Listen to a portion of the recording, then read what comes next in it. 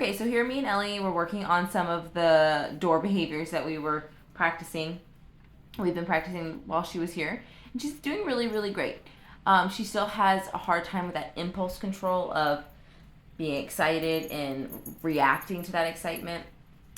So we're just, as well as this being a safety precaution, it's also really great impulse control. So it's going to help with other things in her day-to-day life that she has a hard time with impulse, such as grabbing things off counters or getting really excited to see us and jumping in our faces, things like that. So it's all kind of working hand in hand. So here we go. She sat, so I went to open the door. As soon as she popped up, I'm using my body to block her. I'm not using any words or any leash pressure. I'm just using my body to keep her in the position I want her, and that's away from the door. As soon as she gave me eye contact, I released her with a okay, and then we went out the door. So we'll do that again. And she is really good about giving me an auto sit when I have the leash in my hand. So this next time you'll see me do it, I leash her and she pops up. So I try to unleash her to see if that will get her back into the auto sit, and it doesn't really help. So it's just me kind of troubleshooting what works best for her. And then we go back to how we were originally doing it. I leash her, and if she pops up, I just wait for that sit quietly. So here I go. I'm going to leash her. She pops up right there. So I just unleash her to see. And you can tell she still went around and she still kind of waited for direction of where to go. So just information. A lot of my training is going to be just gathering information from her, and she told me that that's not helpful for her. So we'll go back to the way we were doing it. A little wiggly, waiting for her to calm down a little bit, waiting for that sit. Because I do still want a sit when I leash her. So I was taking it off of her when she got up, but now I won't. But I'm still wanting a sit. So I'm just crossing my hands, waiting for her to sit. When she sits, I then leash her up. She pops up. So I just use my body to block her, to keep her where she's at. I'm going to go ahead and open the door, but notice how my body's still in front to kind of aid her in that weight. She looks up at me, and it's perfect. So this does still look like, well, she should just be sitting beautifully, but she's a really young dog that has a lot of impulse control problems. So not necessarily. The thing that makes me super proud of her in these videos is how quickly she's giving me that eye contact. How quickly she's engaging with me to get outside. So when we first did this, it took a lot for her to stare at me. It took a lot of waiting.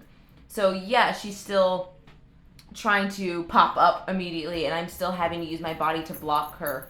But I still am just using my body, not having to like hold her back, not having to close the door. My body seems to be good enough, and she's giving me that eye contact really quickly. So it might not look like much, but I'm very proud of her for getting to this point. Okay, so here we are working on some place work. And at the end of this video is kind of how one of the ways I like to implement this behavior. So we'll show you in a minute. Right here, that was amazing. Not only does she know the cue for place, and she goes to it every time now, but we're working on that duration, and she's gotten so good at it.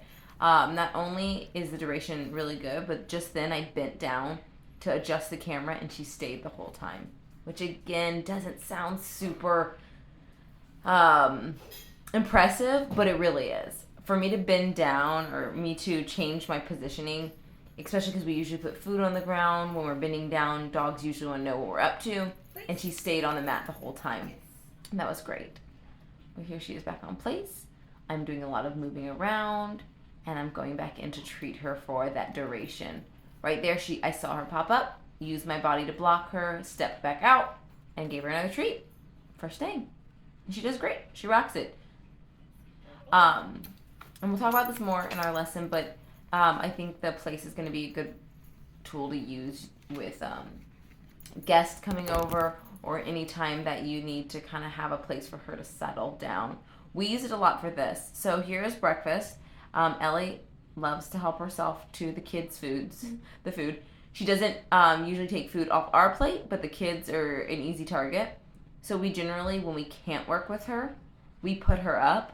But when we can, we make sure to have her out as much as possible.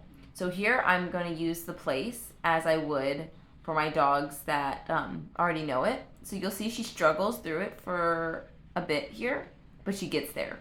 So I'm going to go over here and sit on this chair.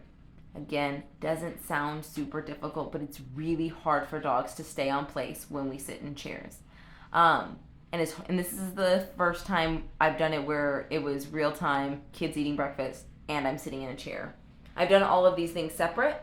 I did the kids eating breakfast and me standing near her, treating her, and then I did me sitting down without kids, and she did well. So now we're just kind of combining the two, and she does struggle at the beginning, but she works through it and does incredible. Okay, so, and I have another dog over here on place, so I'm also treating him. So she gets up. All I do is get back up. I don't even ask her for place again. I just wait for her to continue the behavior that we're working on. Pop up again. She's back on. I treat her as I sit this time. And now she's on her mat. So waiting for that sit. Good job. And then I'm just going to toss her treats here as long as possible. For my adult dogs, popped off. So I stay sitting down to see if I can get her back on from a sit. And I'm not able to, so I'm actually going to stand up here in a minute and point to where I need her to be. Once she's on, I'm going to sit back down before I give her a treat, and then I'm going to treat her for that. But anyway, so for my adult dogs in my home, I'll have them, 2 of them, get on place while we're eating dinner for the entire dinner. She's still really young, so I recommend for part of the meal having her on place for maybe 5 minutes at the beginning, and then after removing her and putting her in a crate with a chew or something like that. Because I still want her to be away from the situation so she can't practice bad behaviors like taking the kids' food. So she needs to be away from it since I'm not able to work the whole time. But expecting her to sit on a mat all of breakfast right at the beginning when she's just learning this behavior is going to be a lot to ask from her. So in the beginning, I like to do 5 minutes, then put her up. Maybe in a few days, do 10, put her up, maybe go back to 5, maybe stretch it to 12, and just kind of play around with the time. But I just don't expect her to sit on the mat for the 35 minutes that my kids take to eat a bowl of cereal. So just want to give it to her in increments. She does amazing. You can see that she's on it. That was my bad. I dropped a treat. So I'm just going to help her get back on it because she was doing so well. And now we're struggling. It's okay. Working through it. I'm just waiting. I'm just looking where I need her to be. Give her a little point to remind her what we're doing. And she's back on. And I'm able to sit here no problem. And she doesn't even try to get off this time. So that was great. And she does really good. And we can do the same thing with guests coming over. Having her have a place to go so she's not excited in their face. But again, we're going to do it in baby steps, and we'll kind of go into it during our lesson tomorrow. But I'm really proud of her. She's a super, super good girl.